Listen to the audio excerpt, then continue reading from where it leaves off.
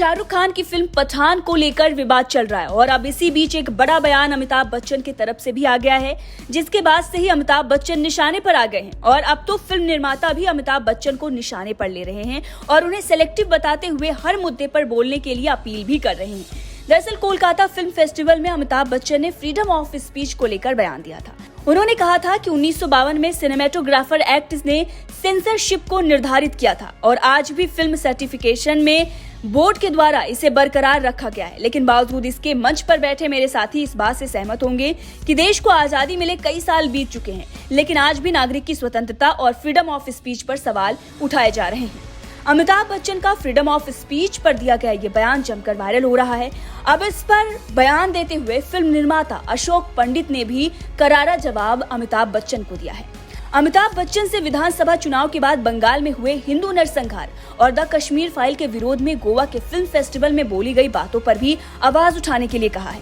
साथ ही उनका कहना है कि ममता बनर्जी के साथ मंच पर फ्रीडम ऑफ स्पीच पर बोलना सवाल खड़ा करता है, क्योंकि वो विधानसभा चुनाव के बाद बंगाल में हुए हिंदू नरसंहार की जिम्मेदार हैं। अशोक पंडित ने ट्वीट करते हुए कैप्शन में लिखा है कि आदरणीय अमिताभ बच्चन जी, मैं आपके द्वारा कोलकाता फिल्म फेस्टिवल में उठाए गए 1952 के सिनेमेटोग्राफिक एक्ट में निर्धारित एफओई के प्रति आपकी चिंता का समर्थन करता हूं, लेकिन विनम्रता के साथ मैं चिंता जाहिर करना चाहूंगा आपकी उस चुप्पी पर जब विवेक अग्निहोत्री के फ्रीडम ऑफ स्पीच को गोवा में अपमानित किया गया था। आगे उन्होंने वीडियो जारी करते हुए अमिताभ बच्चन से बंगाल हिंसा और द कश्मीर फाइल पर भी बोलने के लिए कहा।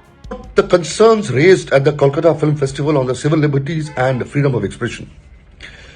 But raising these concerns on the stage, which is shared by Mamata Banerjee, is what is questionable, because she is responsible for the murder, rapes, killings, arson of Hindus post last assembly elections. So probably the question should have been asked to her, why did that happen and who is responsible for that? While we're talking about freedom of expression, and those people who were killed, raped, murdered, had exercised their freedom of expression and their right to vote to a particular party whom they felt was right for them.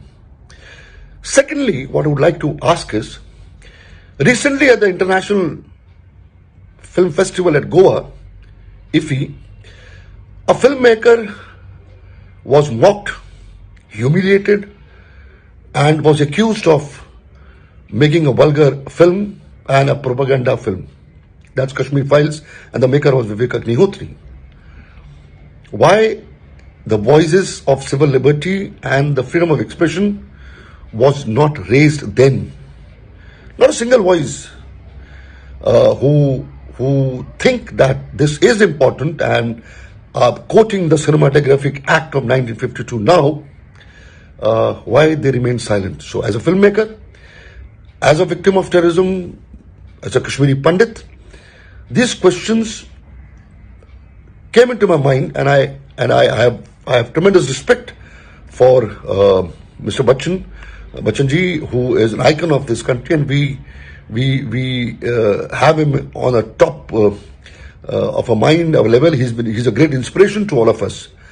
But definitely this question, as a victim of terrorism and as a Kashmiri Pandit, I have a freedom of expression to ask him this question, that why did you remain silent when Vivek Agnihotri and his freedom of expression was humiliated in public. अब अशोक पंडित के इस बयान के बाद लोग भी अपनी राय दे रहे हैं। क्या कुछ कह रहे हैं वो हम आपको बाद में दिखाएंगे, लेकिन उससे पहले आपको बताते हैं मोदी राज में फ्रीडम ऑफ स्पीच पर बात करने वाले अमिताभ बच्चन के गांधी परिवार के नजदीकियों के बारे में, जिसकी चर्चा सोशल मीडिया पर लगातार हो रही है। जी हाँ, एक ऐसा वक्त था जब कांग्रेस का पूरी तरीके से सफाया हो चुका था उत्तर भारत में। तब अपने दोस्त राजीव गांधी के लिए अमिताभ बच्चन ने अपना फिल्मी करियर छोड़कर राजनीति में कदम रखा था। जी हाँ, कांग्रेस को बचाने के लिए उस वक्त सुपरस्टार बन चुके अमिताभ बच्चन ने अपना फिल्मी करियर भी दांव पर लगा दिया था। दरअसल बात है 1984 की, जब अमिताभ बच्चन ने फिल्म छोड़कर राजीव गांधी के लिए चुनाव लड़ा था।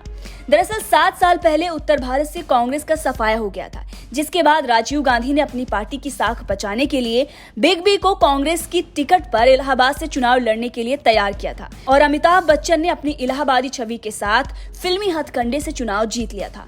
तो राजनीति के लिए फिल्मी करियर से ब्रेक लेने वाले अमिताभ बच्चन आज मोदी राज में फ्रीडम ऑफ स्पीच की बात कर रहे हैं, तो कांग्रेस के साथ नजदीकियां उनकी बयां हो रही हैं और इसीलिए चर्चा शुरू हो गई है। वहीं अशोक पंडित के वीडियो पर भी लोग अपनी राय दे रहे हैं। एक यूजर ने इस पर कमेंट करते हुए लिखा है कि आप किससे उम्मीद लगा रहे हैं अशोक जी? बच्चन जी से। बच्चन जी ने जिंदगी भर सलीम जावेद की लिखी स्क्रिप्ट पढ़ी है और उसमें हिंदू धर्म के खिलाफ जैसा लिखा वैसा ही डायलॉग उन्होंने बोला है।